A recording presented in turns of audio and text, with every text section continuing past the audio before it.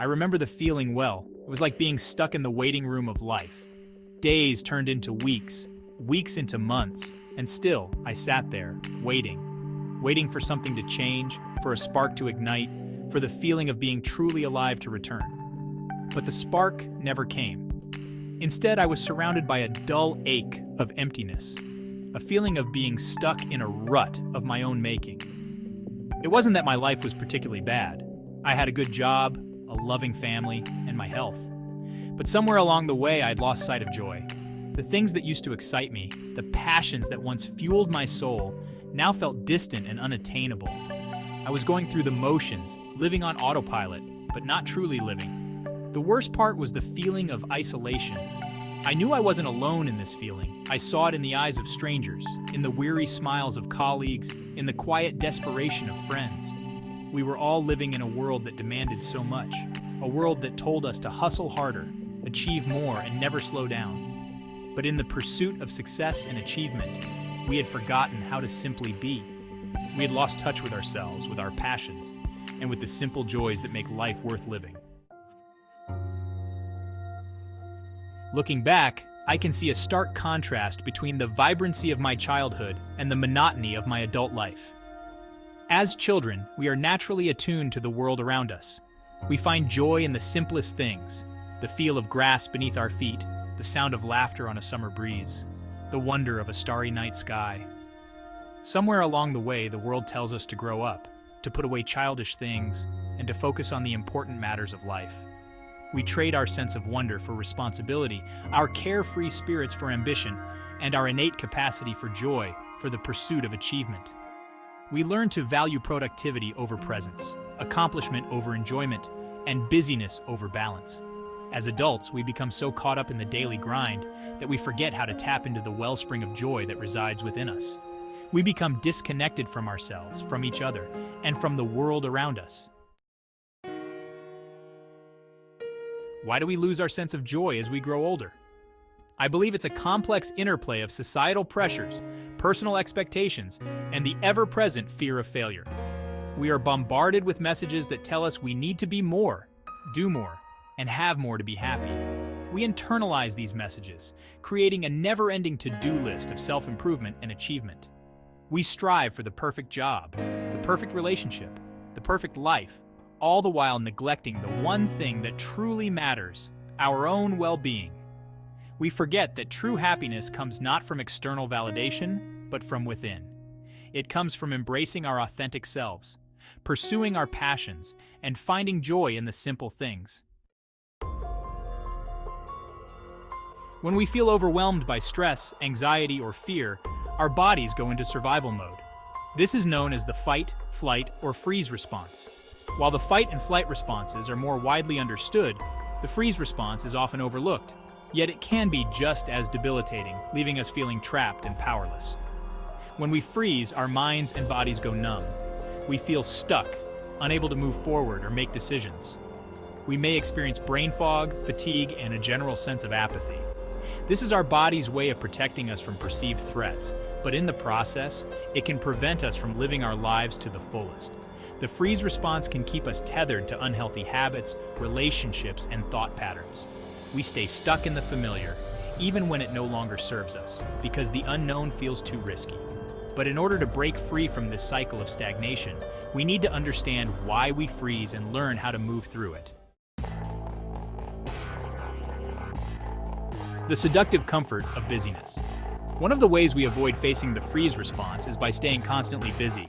We fill our schedules to the brim, leaving no room for stillness or self-reflection. We wear our busyness like a badge of honor, a sign of our importance and worth. But beneath the surface of our frenetic activity lies a deep-seated fear of what we might find if we were to slow down.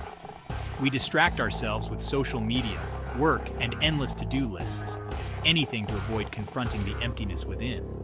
But true fulfillment cannot be found in external distractions. It can only be cultivated by turning inward, by facing our fears, and by embracing the messy, imperfect beauty of our own humanity. The truth is, we are addicted to busyness. It gives us a sense of purpose, a feeling of control in a world that often feels chaotic and uncertain.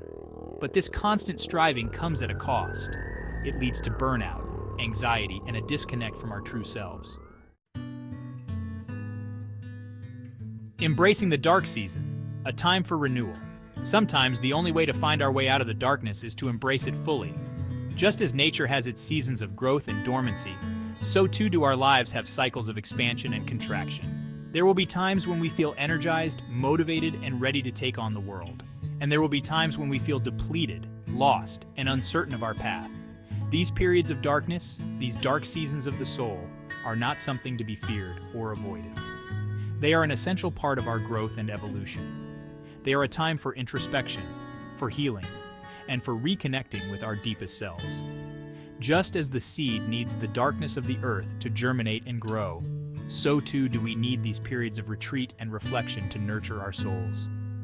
It is in the quiet moments, when we silence the noise of the outside world, that we can hear the whispers of our own hearts.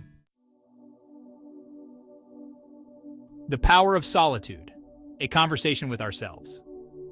One of the most powerful antidotes to the busyness and distraction of modern life is the practice of solitude. Solitude is not about being alone, but about creating space for ourselves, for our thoughts, for our creativity. It is in these moments of quiet contemplation that we can begin to unravel the layers of conditioning and expectation that keep us from living authentically. Solitude allows us to reconnect with our intuition, that inner voice that knows us better than we know ourselves. It is in the silence that we can hear the whispers of our own wisdom, the guidance that is always available to us if we only take the time to listen. Making time for solitude can be as simple as taking a walk in nature, spending time journaling, or simply sitting in silence for a few minutes each day. The key is to create space in our lives for reflection and introspection, to allow ourselves to simply be without the need to do. Rediscovering joy, small moments, big impact.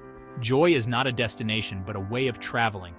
It is not something to be pursued relentlessly, but something to be cultivated in the everyday moments of our lives. It is in the warmth of a shared smile, the beauty of a sunrise, the simple act of savoring a cup of tea that we rediscover the magic of being alive. When we slow down, when we pay attention, when we allow ourselves to be fully present in the moment, we begin to notice the abundance of joy that surrounds us. It is in the laughter of a child, the gentle touch of a loved one, the feeling of the sun on our skin that we remember what it means to truly live. Joy is not about grand gestures or extraordinary experiences. It is about finding the extraordinary in the ordinary, the sacred in the mundane. It is about approaching each day with a sense of wonder and appreciation, grateful for the gift of life itself. The gift of imperfection, letting go of the ideal.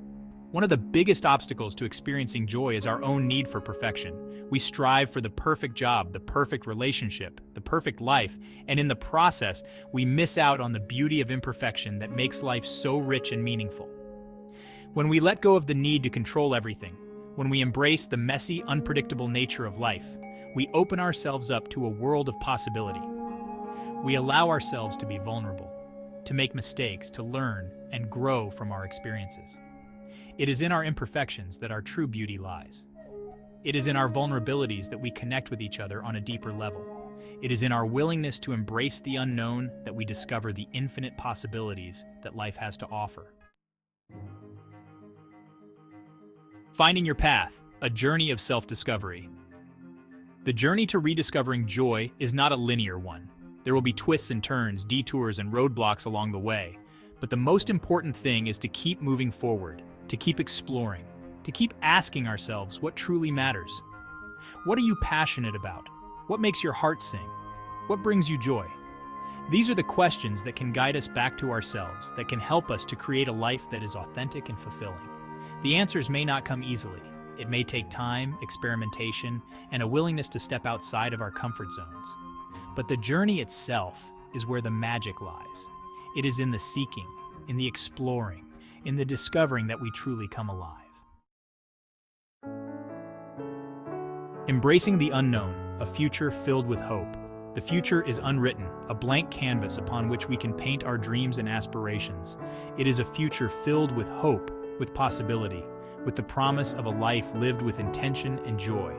Let us release the need to control, to predict, to have all the answers. Let us embrace the unknown with open arms, trusting that the universe has a plan for us, a plan that is far more magnificent than anything we could possibly imagine. The journey of life is not about arriving at a destination, but about savoring each step along the way. It is about embracing the beauty of imperfection, the power of vulnerability, and the transformative power of joy.